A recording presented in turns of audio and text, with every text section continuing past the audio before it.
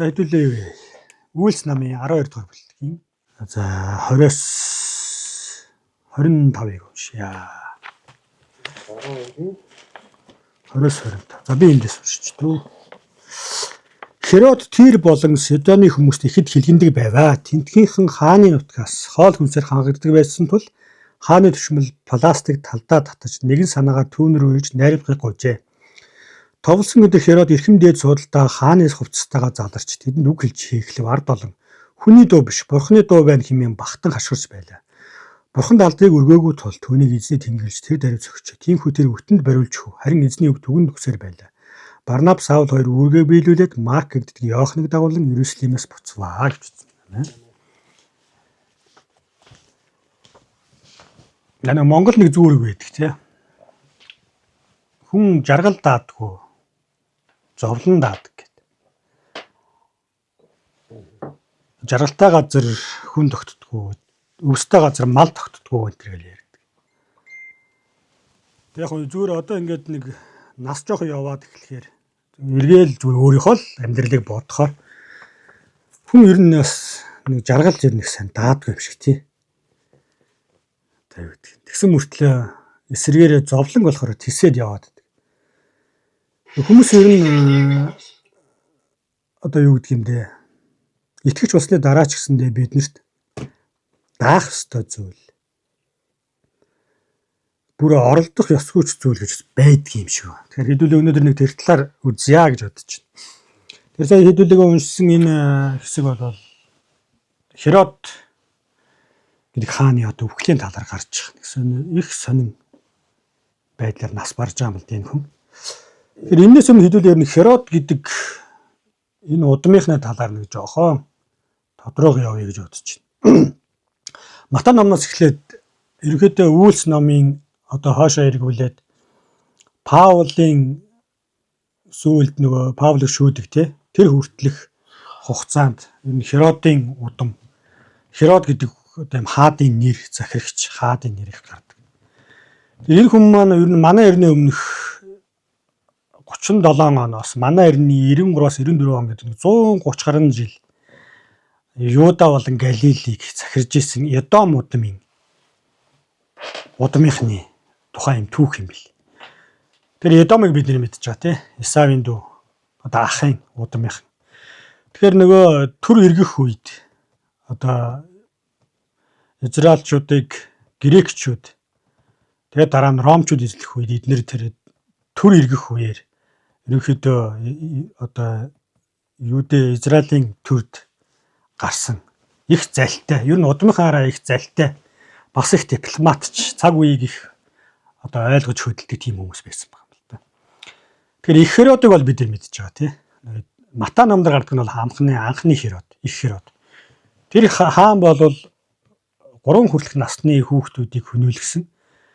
Ер нь тэрнээс гадна өөрийнхөө эхнэрийг хадам ээжийг өөрөө нэг 17-8 хүүтэй байсныхаа 3 хүүгээ цаазалсан. Тийм хартай. Өөрийнхөө эрх мэдлийг гэж хамгаалж үлдэхийн тулд оргин тойрныхныгоо хүнөөдөг тийм хаан байсан баг. За тэгээд ингэж явж байгаад Баптист Иохныг хөнөөлөгдөг дээ тий. Тэр нь болохоор тэр их Херодын хүү. Херод Антип гэдэг хаан байсан баг. Тэр хаан нь яагаад одоо мэдээж хэнийг хөнөөлөхнийг бид нар мэдж байгаа. Тэр нь юу вэ гэх юм бол өөрийнхөө ахын охинтой гэрэлсэн. Тэгээд тэр ахынхаа охинтой гэрлэхээс өмнө тэр ахын охин нь өөрийнх нь төрсэн ахтанд гэрэлж исэн. Одоо энэ Херодын удмынх нь их сонирхолтой. Яагаад тэгж хоорондоо гэрэлж исэн гэхээр энэ удмынх нь их мэдлээ авч үлдэхийн тулд ер нь гэрэлтийг дотроо явагддаг гэсэн баг. Тийм учраас төрсэн ах дүүнэр өөрийнхөө ахын охинтой гэрэлсэн. Тэгсэн чинь ахтай нь гэрэлтсэн байсан ахынхаа яхад авчихсан юм. Охиныг өөрөө аваа суучих. Тэгэд гол нь тэр ах нь одоо амьд байхад нь эхнэрийг аваа суудсан учраас Баптист Иохан чи ахыгаа тэ амьд энэ хүний чинь нөхөр нь амьд байхад нь чи авд суулаа гэж зэмлсэн учраас шоронд игээд хөнөөч. За одоо энд гарч байгаа Херод нь болохоор их Херодын ач хүү. За тэр Херод Антипийн ахих нь хүү. Нэг өстэй зээ дүүн гэсэн үг. Ийм хаан. Тэгэд энэ хааны үед тэр Херодотос ус нөгөө нэг Херод Антип гэж түрүү ярьсан хүн Испани руу цөлөгдсөн байна. Манай эртний 43 оны үед. Яг цөлөгдсөн гэхэлэр энэ Херод Агрипп гэдэг одоо энэ бидний сайн уншигтай Херод Агрипп гэдэг энэ хаан ерөнхийдөө Ромын одоо хин Август баха. Тэр Цезараас хаан гэдэг цолыг аваад тэгсэн чинь нөгөө Херодия гэдэг нь уг нь энэ Херод Агриппийн төрсөн эх чинь. Тэгсэн мөртлөө аавынхаа ахтай суудсан хүн. Тэгээ тэр болохоор юу яасан юм л да. Төрсөн дүүдээ хаан цол авсанд нь атаархаад өөрийнхөө нөхөрт хэлсэн байгаа. За чи тэр хин дээр очиж Цезар дээр очиж энэ талаар ярилцах ёстой гэх. Тэгтэн Агрипп нь Антип ахыгаа ерөнхийдөө нөгөө нэг юу яасан матсан загтал бэлгээгээд тэгээ тэрнээс нь болж энэ хоёрыг манай эртний 38 орчим оны үед Испани руу цөлөө тэнд нас орсон юм бэл. Тэр нөгөө баптист Иоханыг цаазлуулсан хаан Херодотоо тэнд нас орсон. Энэ болохоор ахих нь хүү Херод Агрипп гэдэг хаан баг. За энэ хаан яасан гэхлээр бид 12 дугаар бүлгийг ерөнхийдөө ингээд бас харах хэрэгтэй болж. Йохан Яаковыг цаазалдаг тий. Тэр үед одоо энэ Яаковыг цаазалсан гол хаан бол энэ Херод Агрипп. Тэгэхээр бид нар юу гэж ойлгох ёстой вэ гэх юм бол мэдээж хэрэг Израильчуудын одоо элит давхаргийнхан Санкедрийн болоод Фарисеучуд, Садукайчуд ер нь Херодын удамынханд дургу байсан. Яг гэвэл Эдомын удамынхан учраас тэднийг яг энэ одоо өндөр байр суурин дээр байлгаж байсан Ромын захиргаа байсан баг. Тэгэхээр мэдээж хэрэг хаан болсныхаа дараа Израильчуудыг өөртөө татахын тулд ямар арга хэмжээ авсан гэхээр яг энэ үед Христ итгэл бий болоод тэгээд ер нь нөгөө Фарисеучуд, Садукайчуд Христ итгэлийг ерөнхийдөө зүгээр нэг уламжлал, ёс заншил, Бурхны эсрэг хөдөлж байгаа нэг жижиг хөдөлгөөн боловсралгүй хідэн загасчин, малчин хүмүүсийн хөдөлгөөн гэж харж байсан. Тэгэхээр энийг улс төрийн байдлаар ямар нэгэн байдлаар хавчиж нэг зогсоож чадах юм бол юудэчүүдийн тэр Санкедрийн болоод Фарисеучуудын дэмхийг авна гэж энэ хүн тооцоолсон баг улс төрийн хувьд. Тийм учраас Яаковыг цаазсан. Тэгээ Яаковыг цаазсны дараа энэ нь яасан гэхлээрээ юудэчүүдэд таалагдсныг энэ хүн анзаарсан баг. Тийм учраас дахиад Петрийг бариад тэгээд яг эсрэг талхны дараа гаргаж ирээд магадгүй цааслах гэсэн баг. Тэгтэл нөгөө эзэн Тэнгэр элч Петрийг шоронгоос суулдаг. Тэгээд юуны үйл явдал болсны дараа яг энэ юм болж байгаа байхгүй юу? 20 дугаар эшлэл дээр. Тэгэхээр яг би энийг ярьж байгаа вэ гэх юм бол энэ цаашдаа ер нь жоохон холбогдно. Тэгэхээр ер нь Херодын удам гэдэг бол нэг ийм хүмүүс 130-аад жил эдүүждэг яхта эзнийг төрхөөс ахуулаад түүнийг нас бараад чуулган таригдаад элчнэр яваад хамгийн сүүлчийн явахтаа элчнэрийн ер нь ихэнхийн нас барах хүртэл эднэр бол юудыг захирж исэн ийм удмын хүмүүс байсан баг. Тэгээд энэ хүн яасан гэхээр Кайсарид очиж нэг юм том наадан болсон байна. Кайсар хотыг бол Цезарт зориулж, Цезар Кайсар гэдэг хүнд зориулж бүр анх одоо нөгөө их Херод гэж ярьж байгаа. Тэр хаан бий болгоод тэгээд энд жил болгон тийм баяр наадан болдог байсан бол хааны нэрмжит одоо монголчууд нүзэн болохоор нэг баахан наадан баяр болоод тийм ч уул тахлаа, ийм шуул тахлаа гэдэг шиг тийм баяр наадан болсон баг. Тэгээд энэ дээр энэ хүн ирээд Херод ирээд тэгээд нэг юм зүйл болсон байгаа юм л да. Тэр нь юу вэ гэхээр одоо энэ 21 дугаар эшлэлээр ах юм бол товлсон гэдэг Херод эрхэмдээд хуцуудалдаа хааны хувцастаа задарч тэдэнд үг хэлж эхлэвэ. Ард олон хүний дуу биш. Бурхны дуу байна хэмээн багтан хашгирч байлаа. 20 дугаар эшлэл Бурханд алдрыг өргөөгөө тул түүнийг эзний тэнгэрэлж тэр дээр зөгчөө гэж хэлсэн баг. Энэ хүний өөхөх нэг шалтгаан, гол шалтгаан нь юу вэ гэхээр Бурханд алдрыг өргөөгүй тул гэж ярьж байна. Тэгэхээр одоо бидэрт нэг тийм асуулт гарна л да. Бурхны алдар гэж тэгвэл юу юм бэ? Тэ?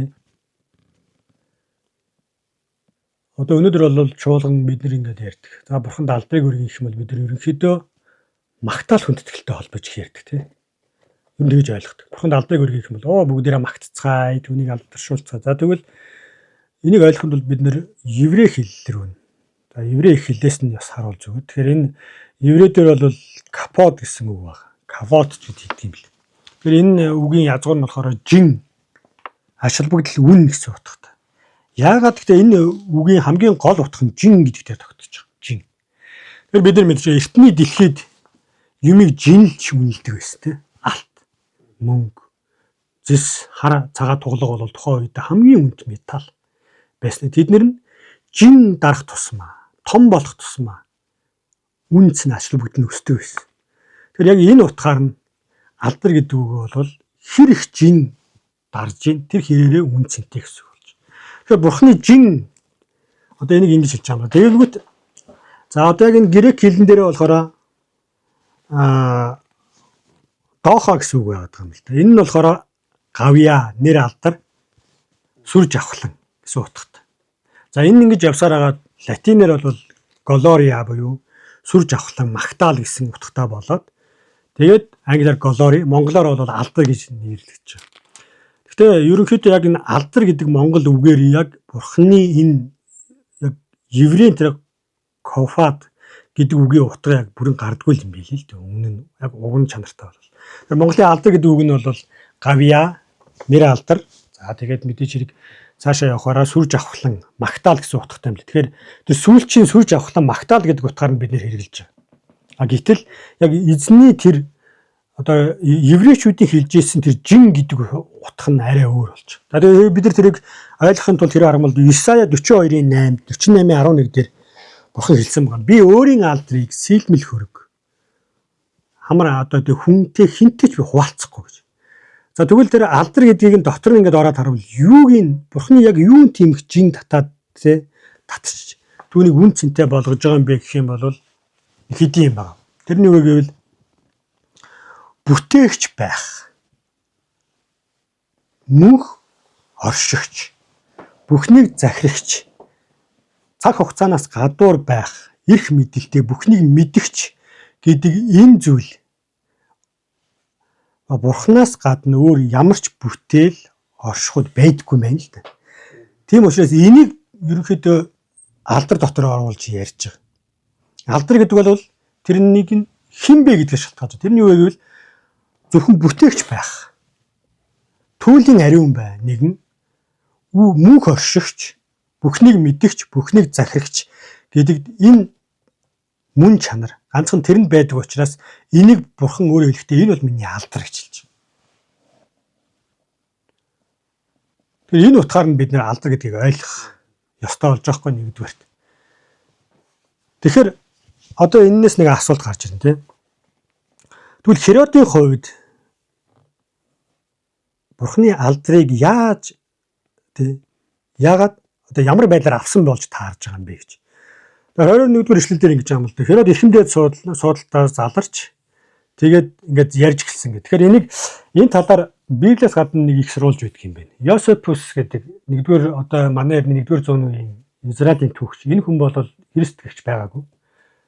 Яг цэвэр еврей хүн байсан. Энэ хүн яг энэ үйл явдлыг биеэрээ харж ирсэн хүн баг. Энэ хүний тэмдэглэснээр юу гэж хэлсэн гэхээр Херод яг энэ том тэр баяр ёслол хаан зориулсан тэр наадам дээр алтан мөнгөн уцаа хийсэн. Өсвөр тийм хувцс өмсөж гарч ирээд тэгээд өндөрт мэдээж хааны суудлыг өндөрт залд юм байна л да одоо ингээд бэлддэг. Тэгээд тэнээр гарч суухад нар тэндээ нарны гэрэл тусах үед ингээд гэлбаад маш гоё харагдсан. Тэгээ нөгөө талаараа бас энд байж байна. Херод тэр болно Сидоны хүмүүсийг хилэндэг учраас тентхийнх нь хаантай яаж исэн гэхлээр найрамдахын тулд тэрний одоо тий хааны түшимлийг ятгахжсан учраас энэ хүмүүс бас нэг талаараа зусарцсан. Мэдээж хэрэг тий. Тэгээд тэр хүнийг энэ хүн тэгээ юу гэж хэлсэн гэхээр бид нар урд нь таныг бид нар хүн гэдгээр чинь хүлээж явж исэн бол харин одоо бид нар таныг харахтаа та бол хүнээс дээд нэгэн гэж бид нар хүлээн зөвшөөрч хүлээж авч байна. Та бол бурхан юм а гэж хэлсэн юм гэж. Яг ингэж хэлсэн гэж байгаа байхгүй. Тэгэхээр одоо нэг юм юу гарна л та их сонирхолтой юм. Яагаад энэ тэгвэл өвглийн шалтгаан болсон юм бэ тий? Яагаад? Дөрөв Исая номон дээр хэлсэн байна. Би дөрөв анх эхлэхдээ хэлсэн нөгөө хүний оролцох ёстой зүйл. Хүний бас ер нь бол оролцох ёсгүй ч гэдэг юм уу. Хүний даадаг зүйл. Хүний бас даадаггүй зүйл гэдэг юм. Тэрний дотор нь юу вэ гэхээр хүн бол бурхны алдрыг хийж таахгүй. Боломж. Яг хоо эндээс ингээд цаашаа ингээд ярихаар юу вэ гэхээр өнөөгийн чуулганыг ингэж хэлж байна л да нэг Библийн эрдэмтэн. Өнөөгийн чуулган юу вэ гэхээр бурхны хайрыг их магтдаг мөртлөө бурхны түүлийн ариун байдал, түүний яг үн цэний талаарх мэдрэмжээ юу н алдсан.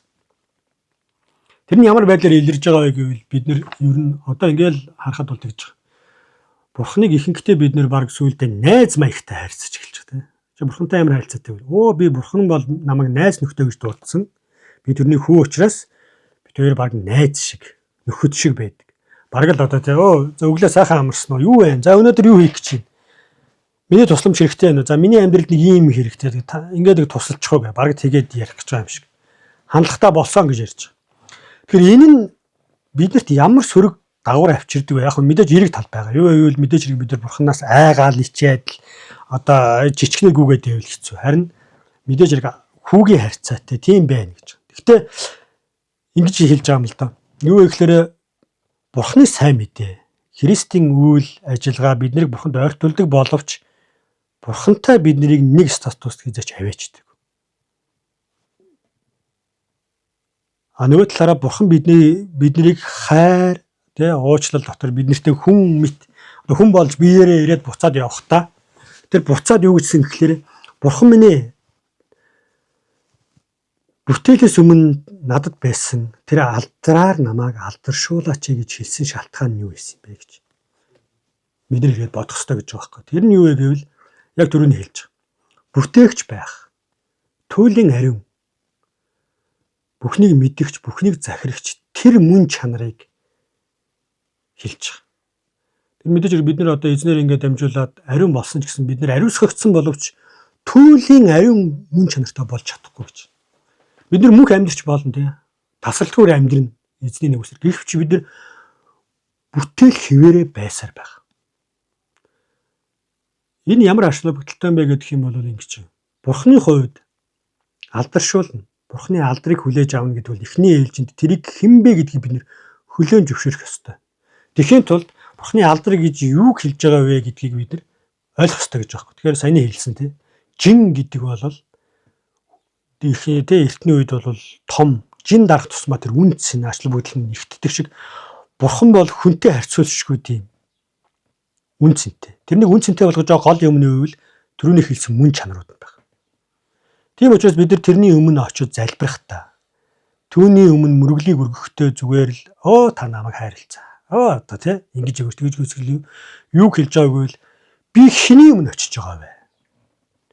Би бүр тий мөнх оршигч, бүхнийг бүтээгч, мэдгч, захирагч, бүхнийг хийж чадагч төгс түүлийн ариун нэгний өмнө очиж байгаа гэдгээ мэдж зүгээр алдаршуулах нь бурхан тааламжтай байдаг. Гэдгийг хэлж. Тэгэхээр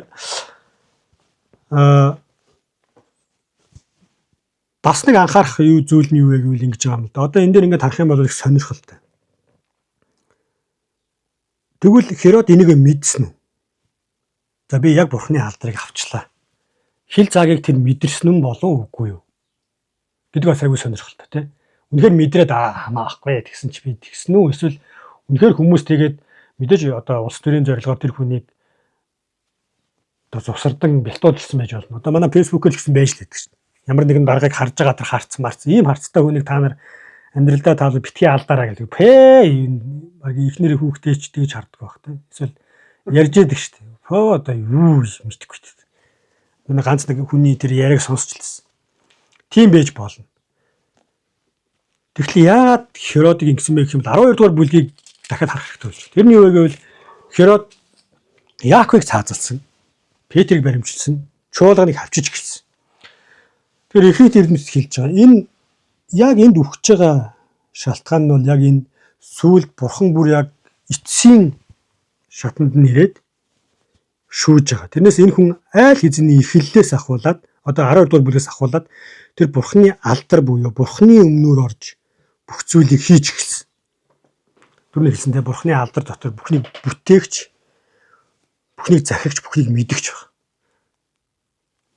Тэгээ энийг чуулган дээр авчрах юм бол зарим пасторууд за яах вэ? Зүгээр пасторууд гэхгүйгээр зарим итгэгчнэр ч гэсэн өөртөө бурхан болж эсвэл бусдад яадаг гэвэл ингэдэг юм байна. Чуулганыг зарим хүмүүс ерөнхийдөө өмчилж эзэмшиж эхэлдэг гинэ. За тэ ямар нэгэн итгэгчийг яг гоо чи тэрнт хүнтэй л суух хэрэгтэй. Чи энийг л заавал хийх ёстой. Чи миний хийснээр хийх ёстой. Энэ бол юуг хэлж байгаа юм бэ? Хэлж байна. Одоо Херодын амьдралаас за бид нар эргээд дахиад харъя. Сатаны гол зорилго нь юу вэ гэхээр Бурхны алдрыг хуваалцахыг хүссэн байна. Бурхан өөрөө хэлсэн би хинтэй ч алдраа хуваалцахгүй. Үүс номдэр харах юм бол тэгсэн байгаа. Та нар Бурхан гэд мэдсэн атлаа яг Бурханд өгөх ёстой тэр алдрыг өгөхгүй байна гэсэн үг. Тэр нь юу вэ гэх юм бол нөгөө сийлмэл хөрөгтэйгээ адилхан. Одоо юу гэдэг нэг мод чулуутайгаа адилхантай. За би тахил өргөчлөө. Би зулын өргөчлөө. Зулын 25-нд би гараад нэг ганданд очиод нэг маань хөгжөөчлөө.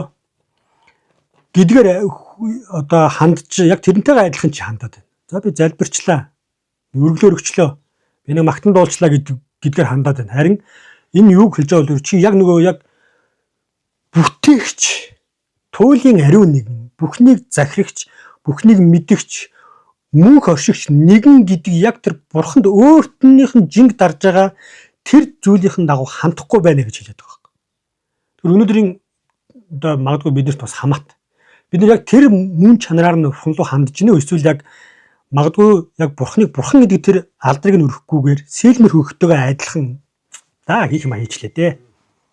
Гэдгээр хандж гинэ гэдгийг дахиад асууж байгаа. Нөгөө талаараа үйлчилж байгаа магадгүй өөртөө алдрыг авч байгаа хүмүүс яадаг вэ гэхээр яг хин нэг чи эзэмшээд эхэлж байгаа юм шүү дээ. Хүнээс үг авахаа болоод тий бүхний амьдралыг шийдээд өөрөөсөө бүх зүйлийг хамааралтай болгоод Бурхан руу биш өөр дөрөө төвлөрүүлж эхэлж байгаа бол энэ бол энэ Херодын хийж хэлж ийсэнтэй адилхан биш хэлж. Ийм болохоор бид нар яах ёстой вэ гэвэл нэгдүгээрт Бурханы тэр алдар гэдэг нь яг юу юм бэ? Зүгээр л магтан дуулаад л алгаа ташаад одоо заримдаа тэгдэхдээ Бурханд алдрыг өргөнгөт алга ташаал. Энэ минь бол биш юм аа.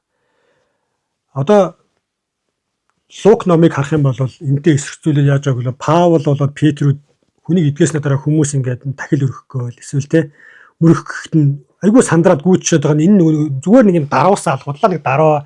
Үгүй би биш гэж байгаа биш. Тэр хүмүүс яаж байгааг вэ? Бурханы алдар гэдэг нь юу юм бэ? Би тэрийг даах уу, даахгүй юу? Бурхан хаана улаан шугам татсан бэ гэдгийг мэдж байгаа учраас тэд нэр тэгж байгаа. Тэгэхээр ингэдэг юм байна. Хүн Бурханы алдрыг мэдэх тусмаа гүйж чад. Мөр алгадаад үзэгч аятай эсвэл одоо яаж байгаа тийм. Алгаа ташаа суухаас илүүгээр яг тэднэртэй адилхан Мойсе шиг эсвэл Иохан шиг бүгд өвдөгсөгддөг гинэ. Бурханы яг алдрыг мэдэх тусмаа. Яагаад гэвэл бидний хинч туйлын ариун мөн чанартай болж чадахгүй. Бид нэр хизээч бүтээгчийн байр суурь шиг хизээч тийм болж чадахгүй. Яг бол зөвхөн тэрийг эзэмшиж байгаа нь тэрнийгээр оршиж байгаа нь ганцхан тэр учраас бид нэр яг тэрэнд таарсан тэр алдрыг түн өргөх ёстой болж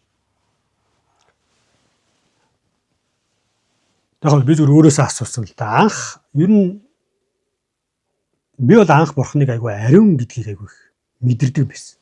Тэгээс үлдээ одоо ер нь яг тэр хүний хэлдэг шиг магадгүй тэр мэдрэмж алдсан юм шиг. Одоо ингээд заримдаа ингээд мөргөл өргөхдөө яг одоо юу гэдгийг нөгөө нэг ухамсартайгаар би яг хинт хандаж юу хийж байгаа гэдгийг айгүй сайн бодохгүй юм шиг санагдаад байгаа. Өний хийдэг юм те.